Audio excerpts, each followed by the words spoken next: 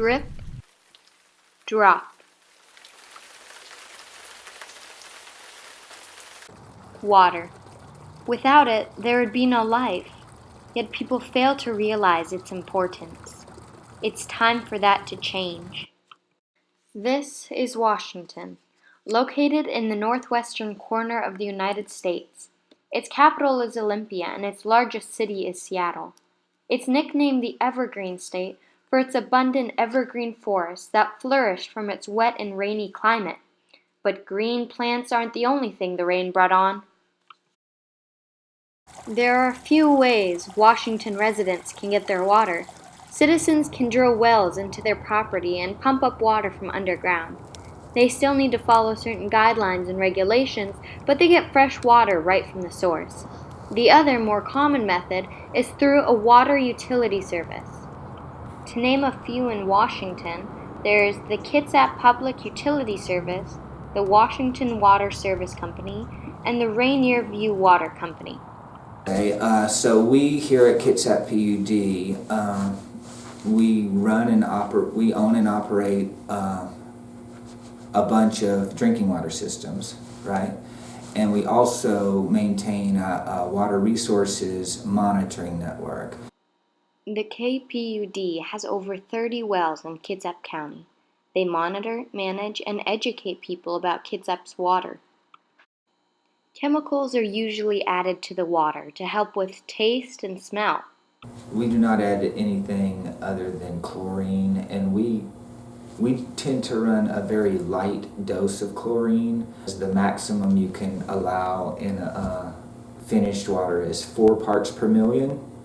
We generally maintain 0.2 parts per million. So you see we're really low on that, right?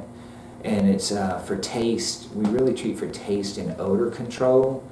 So underground there's organic materials, and we'll produce this kind of gas called hydrogen sulfide. It's that rotten egg smell, or sulfur you might have smelled in drinking water before. So a little chlorine can get rid of that smell. The vast majority of Kitsap residents get their water from groundwater, from aquifers. I got to interview Michael Land at the Mission Dam in California. Hi there, my name is Michael Land. I'm a hydrologist with the United States Geological Survey here in the California Water Science Center. The way I like to explain what an aquifer is to think about a bathtub. So a bathtub has a certain shape to it. It's kind of an oval and it's long. Some aquifers look like that. They're long and they're deep. Or they could be round and shallow, or long and skinny. A commonly used way to collect naturally filtered water is through an aquifer. An aquifer is a body of saturated rock that lies underground. They trap sediment and other particles like bacteria. So aquifers were deposited by glaciers during the last ice age, a series of glaciers that came and retreated, and left deposits of sand and gravel that are now underneath our feet that hold water. The bathtub is full of different kinds of materials. Some of the materials are coarse-grained, like sands and gravels, and some of it is fine-grained, like a silt or a clay. The kinds of materials that make a really good aquifer are your sands and gravels, because that's going to transmit the water very rapidly. So that's what we look for in an aquifer. Again, the water that fills up your basin, it's kind of in between these pores, right? So you have these sands and gravels, and the water's in between those sands and gravels. If you have a really big bathtub, a thick basin, you're going to be able to hold and store more water. The water comes from rain, streams, and most commonly rivers. In turn, the water from the rivers comes from melted snow from the mountains. Here, you can see the Cascade Mountains. You can contaminate an aquifer through irrigation, farming, right? Farming, if you are putting fertilizers and pesticides on the fields, that stuff will leach into the ground. but also too the kinds of things that we apply to our roads and in our yards. All that stuff kind of runs off, and it has the potential to kind of seep into the underground and into the aquifer. Those are things that man has created and done. There are also other ways, natural ways, to kind of contaminate an aquifer. You could possibly have a fault, a large regional fault that creates a conduit where you have deeper water that's very saline, like old salty water that kind of comes up and flows up, and you have this salty water kind of contaminating your fresh aquifer. Depending on where you are, some rocks have really high concentrations of things that aren't good for humans, so like arsenic, right? And if the water comes in contact with those rocks, it's going to start to leach out arsenic from the rocks, right? Or chromium, right? You have areas where you have high arsenic, high chrome. These are all natural contaminants. Nobody did anything. It's just the way it is. It's very important to keep our water clean because the process of ridding it of contaminants is long and costly, but you can help. Don't use fertilizers or pesticides on open ground. Keep them in your plant pots if you have to use them. Right now in Kitsap County, right, if you looked at all the water that was coming in and recharging down to the aquifers, right, are going below ground. Now some of that below ground water feeds stream flows. I think right now humans are using somewhere around 4%, right? So a lot of it runs off, right, stream flows. A lot of water infiltrates down. We have a stacked aquifer system here. Water that's being captured by that well is more than 10,000 years old.